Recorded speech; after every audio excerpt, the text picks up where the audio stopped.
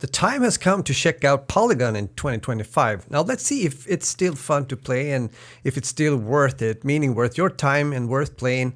Yes, I know it's free to play, but since there's so many games out there nowadays, but so little time, for me at least nowadays, to sit down and play, I therefore need to feel and know that it's actually worth it. So is Polygon worth it in 2025? I've said positive things about this Polygon shooter before, since it's one of those games that I come back to once in a while. And it's mainly because of the gunplay, which is surprisingly good considering Polygon's simple yet effective overall design. But does it still hold up also in 2025, about 5 years after release? My first spontaneous impression or feel is that I did have fun playing Polygon again, coming back to the game, since I haven't played it since last year, 2024. As said, the gunplay is good and I like the colorful Polygon graphics and art style, giving the game a good military shooter vibe with some classic weapons that most of us are familiar with if we've been playing games such as Battlefield or in Call of Duty as well. One thing or problem that often appears after a game has been released is if the developers continue to support and update their game. This is also something that many players are looking into and want to know before they even decide to download and play the actual game. They want to know if it's worth grinding weapons and camos in the game, not just for a moment or two, but for the long run. At least from what I can read and see, Polygon continues to receive support from its developers. While there's actually development of a new game, Polygon 2, is underway, the original Polygon will not lose support, they have stated at least. The developers will continue to release new content, although the frequency of updates may increase as they divide their time between both projects. Players can still expect regular updates based on community feedback, and the developers are actively engaging with the community via forums and bug reporting, according to Steam community and the Polygon website. Another thing that can be a turn-off for some players is, of course, if there aren't that many people playing the actual game. I did take a look into the Steam charts when it comes to Polygon, just as a reference, and as expected, there aren't that many players that has been playing Polygon during the last month. It says 165 players on average and 315 peak players. Not great numbers, but even so, I didn't have any problems getting into matches when playing, living in the EU and playing around noon on weekdays when making the video. There wasn't more than 4 to 5 active servers when it comes to the server browser, but even so, I got to play without having to wait a long time. The game has mostly positive reviews on Steam, and I do believe that you can also play the game if you own a Steam Deck, and it also has Steam achievements.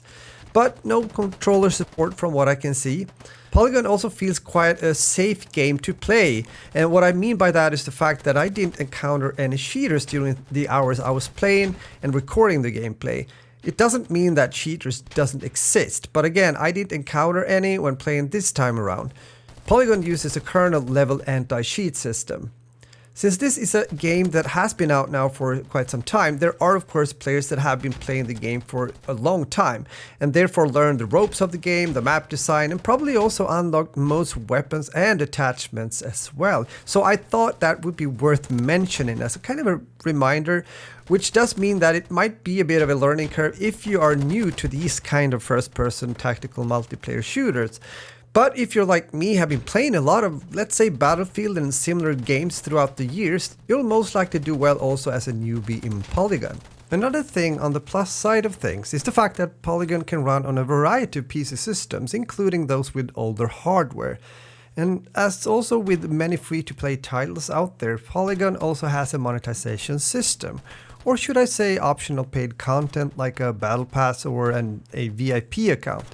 So yeah, the game offers paid options such as VIP accounts for boosting XP as an example, so be aware that you enter the game with no attachments on your initial gun when you start to play, since you're expected to grind the game in order to unlock, let's say, a red dot site. Just saying, because some players are used to that and don't mind that much, while others feel that it's not worth it. Personally, I've played games that are far more grindy in comparison, so the little time I played Polygon has paid off somewhat at least, giving me attachments that I wanted and also needed. But again, this will depend on who you ask, whether if it's worth it or not. If I got it right, Polygon is made by one guy, meaning one developer, which is impressive in itself. But with most facts now about Polygon out of the way, is it worth it in 2025? If we're talking about a game to play a bit now and then, having fun by also bringing in a friend or two into Polygon, I would say yes, since that's how I've been enjoying the game throughout the years now. But if we're talking about other expectations when it comes to the game, meaning a game that you would treat as a main game, spending a lot of hours into it, and maybe also money for that sake, then I would be a bit more hesitant. The good thing, though, again, is that the game is free to play, obviously, so by all means download and try the game for an hour or two. Because if you're somewhat used to play FPS games, as I am, and also know what you're looking for in general when you are trying something out, then you can most likely decide pretty fast if Polygon might be a game for you or not. Again, for me, it's worth it as one of those side games, as I like to call them. A game that I can play for free, but a game that I enjoy due to its design and gunplay as mentioned earlier, but also a game where I don't have high ambitions, meaning I don't see myself going up the ranks all the way and, as said, unlock everything. That's not my goal. It's just the entertainment that I'm looking for, the short period of time when I can sit down and just enjoy and relax and play the game. I mentioned that Polygon has mostly positive reviews on Steam. I therefore thought we'd take a look into what other players have been saying about the game. Feel free also to add your experiences and comments when it comes to Polygon in the comment section. One guy on Steam wrote as follows: really solid FPS game, very sad when it comes to lack of players, also sad about lack of updates. Another guy says, I would recommend this game to other players, it's really easy to learn and fun to play. The graphics are nice depending on the settings and has really good customization options. This game is really underrated, though there are some things I wish were added to the game, such as sliding, map picker voter before each round, and possible a ranked mode. What about then some negative feedback when it comes to Polygon, you might wonder? Well, one guy says, there hasn't been a single update since 2024 Halloween. That's over half a year of total silence, and that is of course when this guy is writing his review. No patches, no communication, no roadmap, even the staff couldn't get in touch with the only developer. That's how bad things got, and the person running the show just vanished for months, not the first time, leaving the game to rot while the player base plummeted. This is of course a lot of sayings right here. Remember though, again, it's one guy that is doing this, and I think he's really trying to make a living out of making video games, so we have to bear that in mind. I'm just saying, I don't have the full picture, but it just comes to mind when I read something like this. I imagine also that it takes a lot of time also now that he's focusing on a sequel, meaning a Polygon 2 game. Anyhow, we're moving on. And lastly, one more saying when it comes to somewhat negative experience. The dev for the game has said in Discord that there is no way for them to check recent match histories and no way for them to ban people without video evidence. The only thing stopping you from hacking is getting by and is the anti-cheat.